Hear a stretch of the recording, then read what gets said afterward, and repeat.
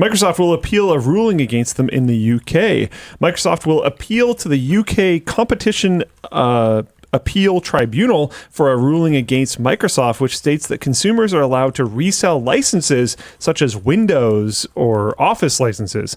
This ruling came into effect in 2021 when a UK-based business named Value Licensing sued Microsoft over the ability to redistribute licensed products from them.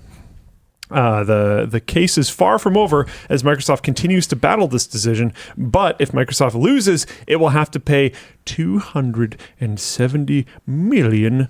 Wow, we did the same thing. In damages to Value Licensing. Crazy. Discussion question. For a company that seems to be okay with how much people pirate / get Windows licenses free anyways, except for apparently... Hold on. Actually, no. They just closed the loophole for that. Recent news. Yeah. Yeah.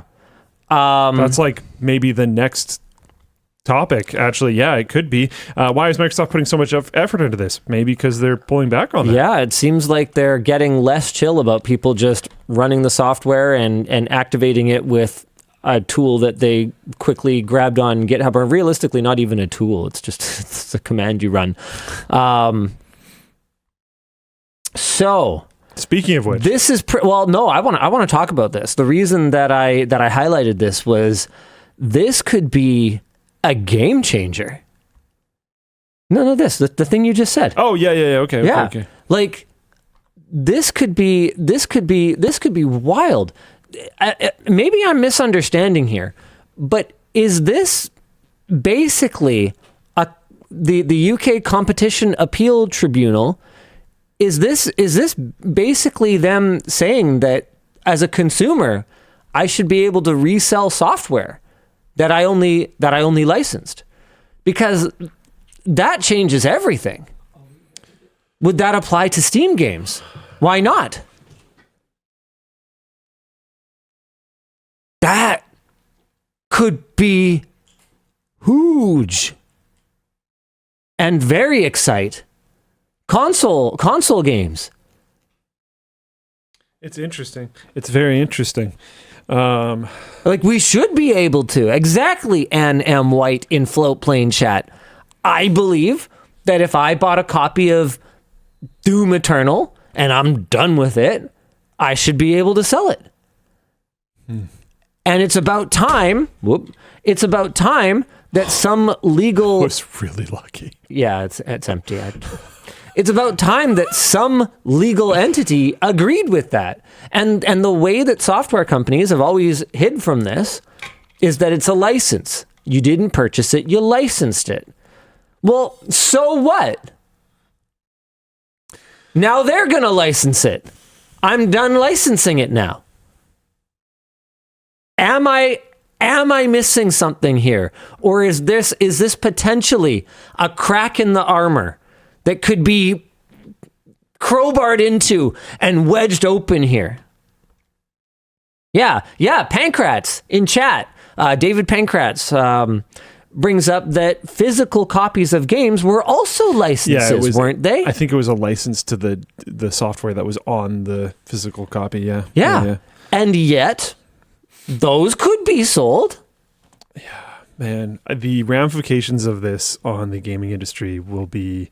If this happens, the ramifications of this mostly on the gaming industry will be really interesting and potentially like extremely destructive. But we'll see.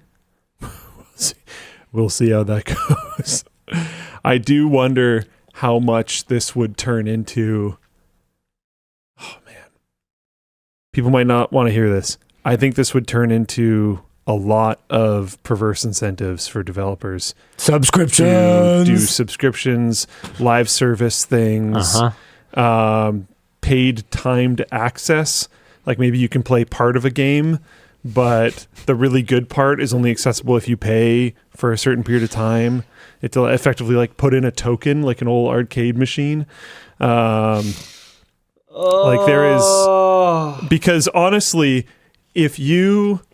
Like this would also create a weird incentive for gamers because you talk about Doom Eternal, right? So what if you book 2 days off of work, you buy Doom Eternal, you beat the whole thing immediately and put it up on the market for $5 less than the full price. There is no degradation in quality in your version of the license. Yeah. Because like if you're buying Here's used a crazy game, idea. What if you commercialized the idea? What if you got a small storefront and you put little boxes on all of the shelves, right? And in each of them, you had some kind of physical representation of the game. No, hear me out. This is a crazy business model. It's not legit, you could even say it's a blockbuster business model. Okay? People come through the door. They can browse. They can browse all the available games. They bring them up to the counter. You temporarily sell them the game license, you know, so you take like there is extremely massive differences between what is the word I'm looking for here? Take collateral. You take the full cost of the game for collateral, and then when they're done with it, you give them back everything but I don't know, like a reasonable, like maybe like $5 or something like that, and you buy it back from them. Yeah. What would prevent that if we could transfer licenses? We could go back to video game rentals. Except it's all digital. Yeah, but you could still do it.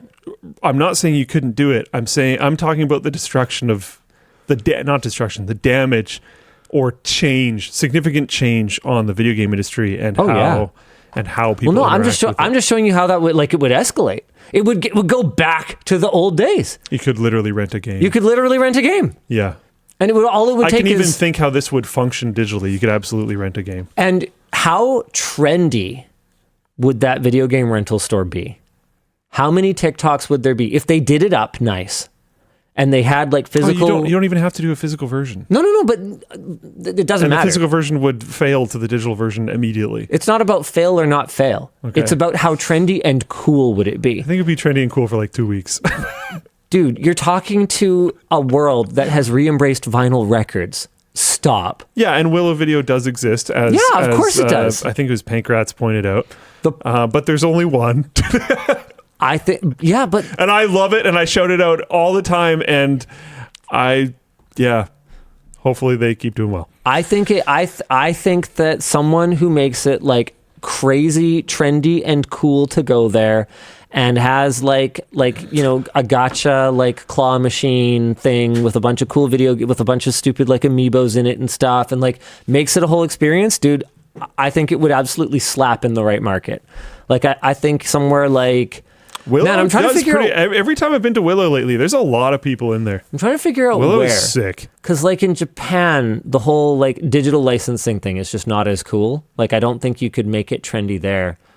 I'm trying to think like where this like kind of physical representation of the digital licenses that we have in stock could like kind of work. And maybe it's dumb. Maybe it wouldn't work. But I could see it. I could see people making TikToks about it. If you could rent, I'm at the video game rental store. If you could rent computer games, I feel like people around here would do it. You think so? I think so.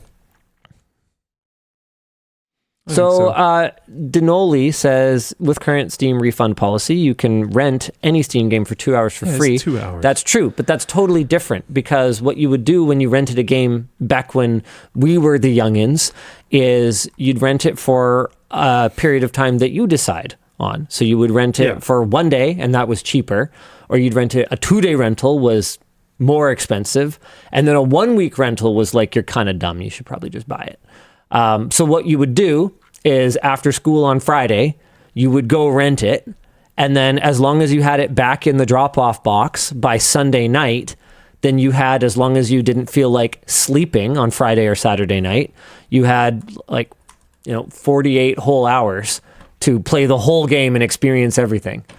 What a time to be alive. It was fun.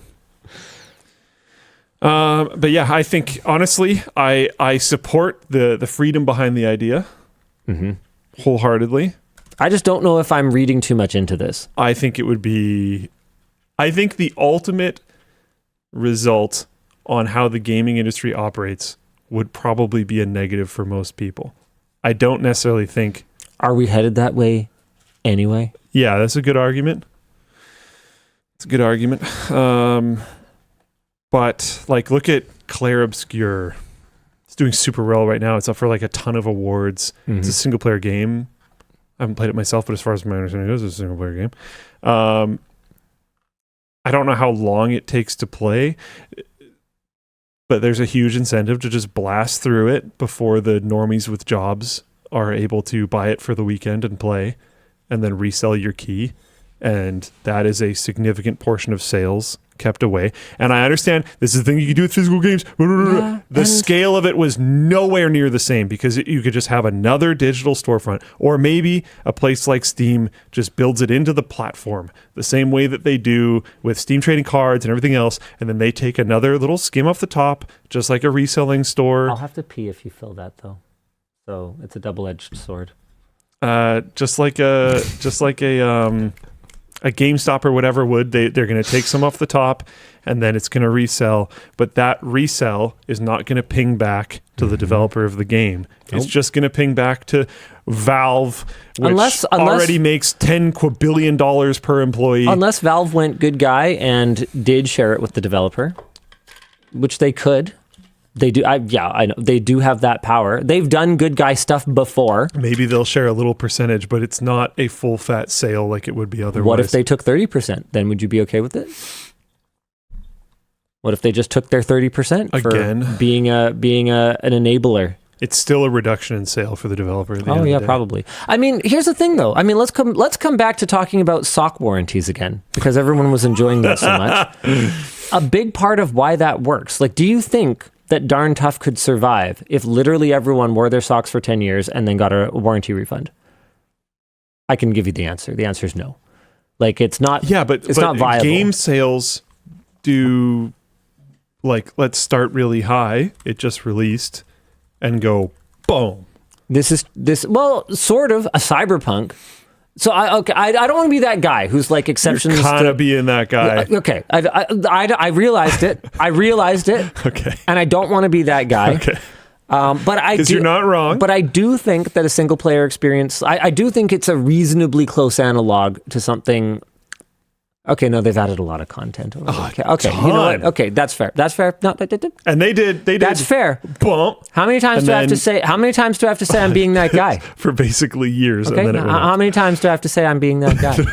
Okay, I own it. I don't know. I'd really like to hear from someone who's like actually in the industry what they think about this, because I'm very much taking an outside view. Well, we're taking a consumer view, right?